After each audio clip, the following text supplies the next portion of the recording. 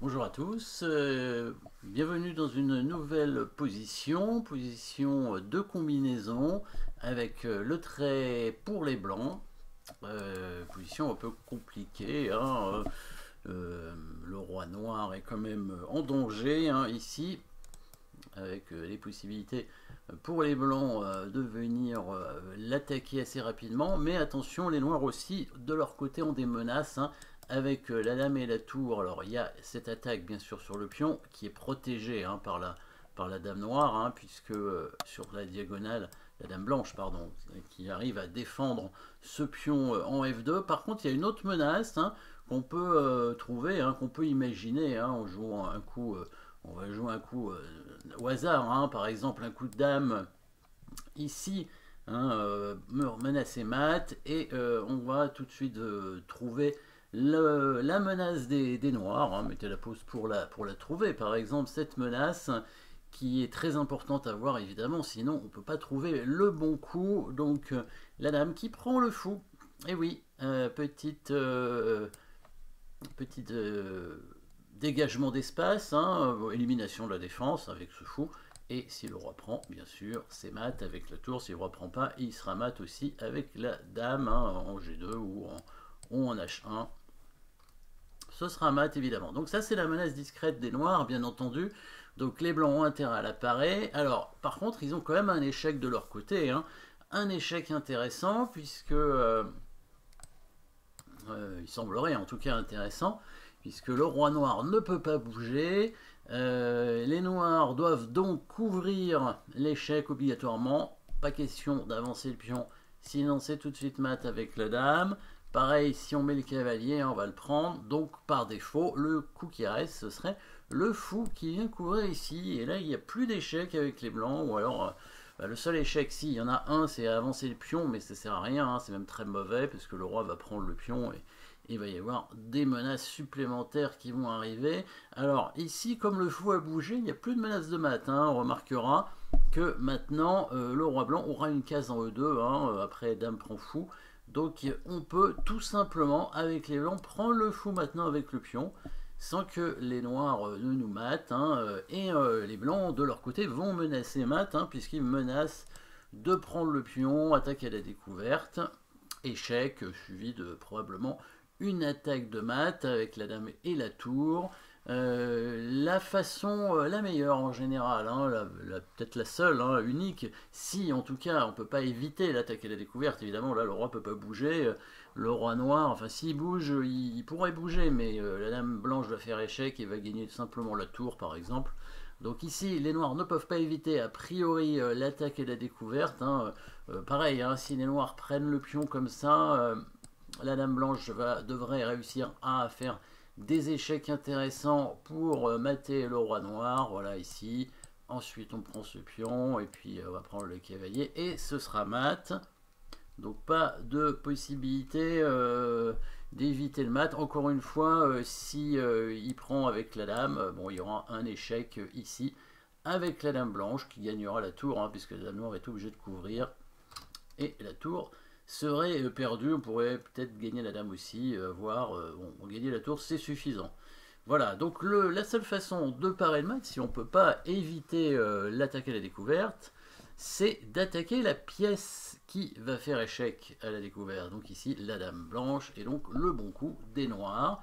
Mettez la pause si vous voulez essayer de le trouver. Hein. C'est le coup de tour en D2 pour attaquer la dame. La dame qui doit défendre le pion F2 toujours, hein, donc doit partir. A priori, alors dame E3 c'est pas très bon parce que les noirs vont échanger, vont récupérer le pion G3 et vont conserver une attaque. La dame blanche va devoir partir probablement en B6 pour attaquer le pion G6, menacer mat encore. Mais le roi noir peut bouger cette fois en F3, ça c'est un bon coup. On attaque le pion F2 et on renouvelle la menace d'ailleurs, dame prend F1, hein, suivi de tour D1. Ce qui fait que les blancs dans cette position vont être obligés de refaire échec. Le roi noir va revenir, on va remenacer le pion et du coup il va y avoir une répétition de position comme ça. Donc ça ne fait que nul ici, hein, le coup de dame échec en D4 ne fait que nul. Le coup dame 3 est pas bon parce qu'on va échanger les dames et les noirs restent avec une pièce d'avance et récupèrent des pions encore.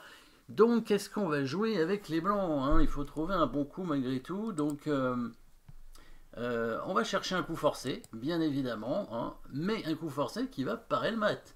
Donc ici, les menaces de mat, il y en a plusieurs pour les blancs, mais il n'y en a pas qui vont en même temps menacer mat et parer le mat. Donc ici, on va parer le mat en créant une menace, coup forcé. Donc quelle pourrait être cette menace? On a tenté les échecs, on a tenté les menaces de mat. Qu'est-ce que c'est après? Et bien c'est l'attaque de la pièce la plus forte, c'est-à-dire la dame. Donc ici, le bon coup de défense, qui est aussi un coup d'attaque si on veut, c'est le coup tour 7, puisque ça permet d'attaquer la dame tout en parant le mat, hein, puisque la tour pourra couvrir l'échec, bien évidemment. Les noirs vont être du coup obligés certainement de bouger leur dame, hein, pour éviter l'attaque sur la dame. Alors, quelles sont les possibilités ici? Plusieurs coups. Alors, bon, un coup comme fou 2 n'est pas bon, puisque maintenant les blancs vont pouvoir faire leur échec ici avec la dame et mater assez rapidement comme ça. Voilà, dame prend pion et dame prend cavalier mat. Donc là, ça c'est un coup qui devrait être réfuté assez facilement. Pareil si on met la tour, hein, tour 2, les blancs vont prendre et vont faire échec de la même façon avec la même manœuvre de dame.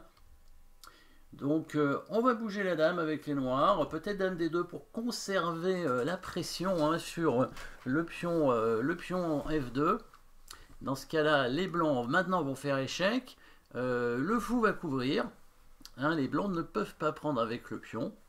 Hein, puisqu'il y a la dame qui n'est pas protégée, donc la meilleure façon de jouer avec les noirs, hein, c'est de couvrir, évidemment. On a vu, hein, si on avançait le pion, il se faisait mater, il n'y avait pas énormément d'options. Ici, on va mater en quelques coups avec les blancs. Alors on pouvait mettre la pause pour essayer de trouver.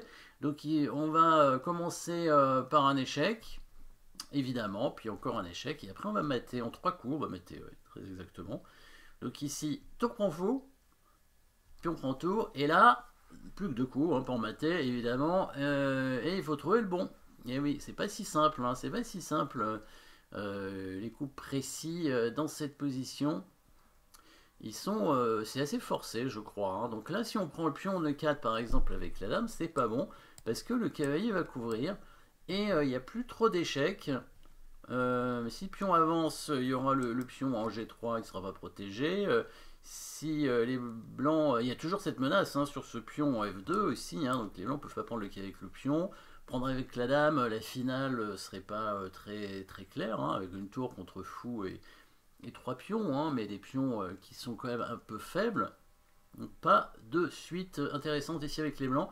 Donc on ne prend pas le pion, on vient pas non plus ici, hein, il n'y a pas de mat, le roi s'enfuit en F3, sur fou G2, le roi s'enfuit en E2, pas de mat ici non plus.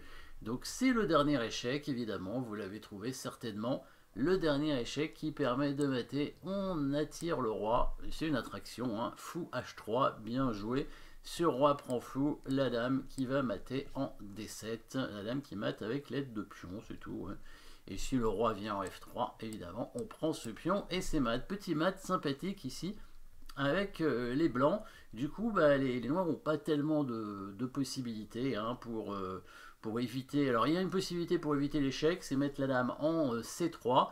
Donc pour éviter l'échec en D4, mais dans ce cas-là, la dame blanche va revenir simplement en E3 pour menacer mat en G5, hein. Les noirs n'ont plus de menace, les blancs vont pouvoir tranquillement préparer leur mat. Les noirs, alors s'ils reviennent en D2, évidemment, il y a toujours la même manœuvre avec dame D4.